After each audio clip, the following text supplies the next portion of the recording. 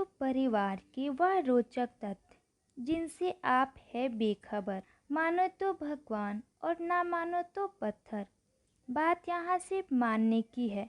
हम जो कुछ भी मानते हैं वो सब हम अपनी सुविधा अनुसार ही मानते हैं।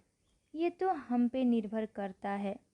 हम किसी से बुराइयां खोजकर उससे नफरत करते रहें या फिर उसकी अच्छाइयों से प्रेरणा लेते रहें।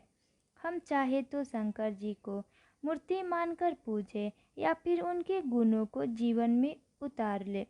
भगवान शंकर ही नहीं बल्कि उनका पूरा परिवार आज के इस प्रतियोगिता मुक्त युग में काफ़ी प्रेरणा प्रदान करता है। उनसे एक आम इंसान घर चलाने का हुनर सीख सकता है तो वहीं एक CIO कंपनी चलाने के टिप्स भी ले सकता है।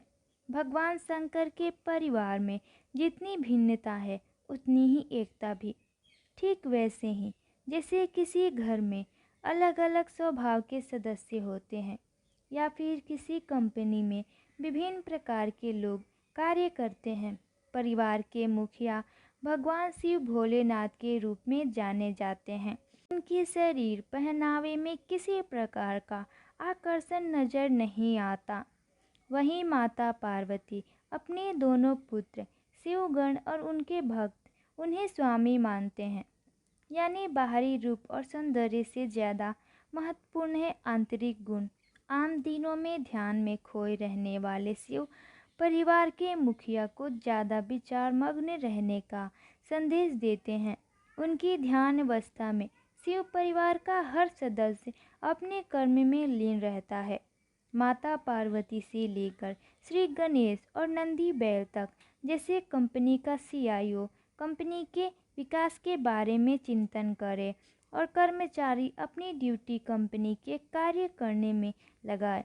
शिव ने विषधर सर्प के साथ समुद्र मंथन से निकला विष भी अपने गले में सहेजा है।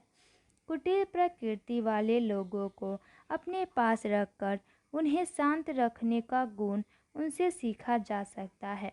संयुक्त परिवार को मुखिया के लिए भी परिवार की भलाई के लिए विष जैसी कड़वी बातों को अपने भीतर दबाकर रखना जरूर हो सकता है। पार्वती जी पारंपरिक भारतीय पत्नी की तरह पति की सेवा में तत्पर है, लेकिन वे स्त्री के महत्व को भी बता रही है। शिव की शक्ति वे स्वयं है। बिना उनके शिव अधूरे हैं और शिव का अर्धनारीश्वर रूप उनके अटूट रिश्तों का परिचायक है। बुद्धि के देवता गणेश उनके से बेहद छोटी काया वाले चूहों की सवारी करते हैं। ये इस बात का संकेत है कि अगर आप में बुद्धि है तो कमजोर समझे जाने वाले व्यक्ति से भी बड़ा कार्य करवा सकते हैं। इसी तरह गृहस्वामी भी अपने परिवार के लोगों की और कंपनी का अधिकार अपने स्टाफ के लोगों की कार्यकुशलता को अपने बुद्धि कौशल से बढ़ा सकता है। भगवान शंकर के परिवार में भांति भांति के लोग हैं। उनके परिवार में भारतीय संस्कृति के वसुधैव कुटुंबकम का संदेश निहित है। वैसे ही घर परिवार प्राप्त अजूर देश को शिव परिवार से संयुक्त रहने और खामोशी में अपने कर्तव्य पालन की सीख लेने की आवश्यकता है। वर्तमान अंतर्राष्ट्रीय माहौल में यह बात और भी प्रसंगित हो जाती है। भगवान शंकर के परिवार में ऐसे पशु हैं जिनमें सोचने समझने की शक्ति नहीं है। इसके बावजूद सभी प्रेम से एक साथ रहते हैं।